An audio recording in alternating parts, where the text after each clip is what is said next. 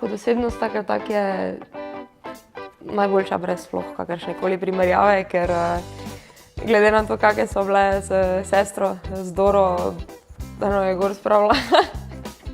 Mislim, da moraš biti kar dober karakter, vztrajen, ampak vseeno postljiv in ljubezniv.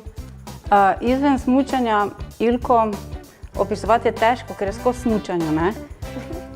To je tako neločljivo povezano. Ta njena vztrajnost in ta njena samozavest, to prepričanje, da se je ona prav odločila, to je vedno v življenju pri njej.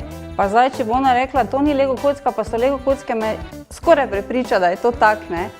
Glede na to, da smo pač smučanju res zelo veliko doma, tudi poleti, je zelo lepo, no, da sva skupaj, da je mama z mano, da lahko delim z njo trenutke vesele, tudi slabe, da mi pač pomaga, da me spodbudi, ko mogoče meni zmanjka tisti, ali pa zmanjka pač kakšna malenkost, no, da se v bistvu domačnost in sproščenost čuti vedno, ne glede na to, kje na svetu smo. V bistvu sem ponosna in hvaležna, da me je vzela zraven, bom rekla. Je pa včasih to nenormalno naporno. Odločila sem se, v bistvu dejansko, to je bila moja odločitev, ko sta se tako dogovorila, da daš svoje življenje na stran.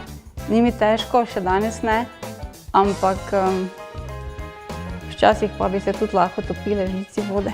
Ja, definitivno. Jaz še vedno, ko sem mama, še vedno včasih rečem, daj noč se popravi, sem več prehladila, je pa že ognj strehi.